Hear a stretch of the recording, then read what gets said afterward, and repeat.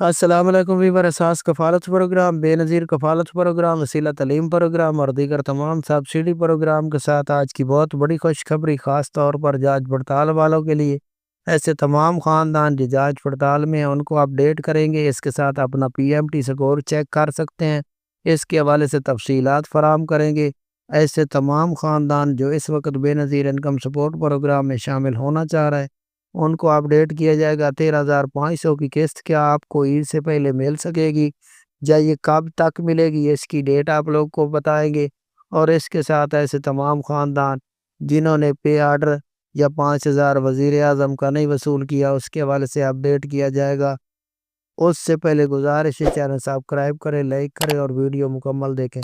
تو سب سے پہلے اپڈیٹ کر دیں ایسے تمام خاندان جو اس وقت بے نظیر انکم سپورٹ پروگرام میں شامل ہونا چاہ رہے ہیں تو وہ فوراً طور پر ڈائنامک سروے کرائیں۔ اگر آپ لوگوں نے ڈائنامک سروے کرا لیا ہے تو آپ کو اپڈیٹ کر دیں کہ اپنا P M T score check کرنے کے لیے آپ کمنٹ میں یس لکھ کر بھیجیں، ہم آپ کو اس کا لنک بھیجیں گے اور اس لنک پر کلک کر کے آپ اپنا سکور چیک کر سکتے ہیں۔ اگر آپ کا سکور 32 یا 32 سے کم ہوگا تو آپ لوگوں کو بے نظیر انکم سپورٹ پروگرام سے 13,000 روپے ملے گا۔ 13,500 بچوں کے وظیفے نشو و نما پروگرام میں شامل کیا جائے گا، وسیلہ تعلیم پروگرام میں شامل کیا جائے گا اور یہ آپ لوگوں کو فوراً طور پر شامل کیا جائے گا۔ اگر آپ کا سکور اس وقت کم ہے اور آپ 13,500 یا 10,500 کی قسط وصول نہیں کر رہے تو آپ کو یہ خوشخبری سنا دیں کہ آپ فوراً طور پر ڈیجیٹل اکاؤنٹ میں اپنا 5,000 روپے بھی وصول کر سکتے ہیں۔ اس کی اہلیت جاننے کے لیے آپ کو 9999 پر کال کرنی ہوگی۔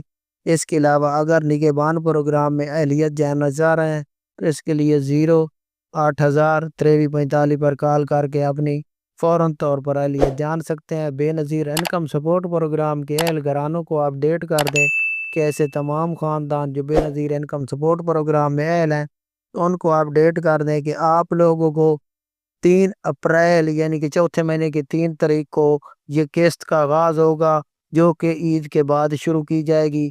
ریٹیلر کی کافی رش ہونے کی وجہ سے آپ لوگوں کو یہ قسط اب اپریل میں جاری ہوگی، عید سے پہلے قسط جاری نہیں ہوگی۔ اللہ حافظ۔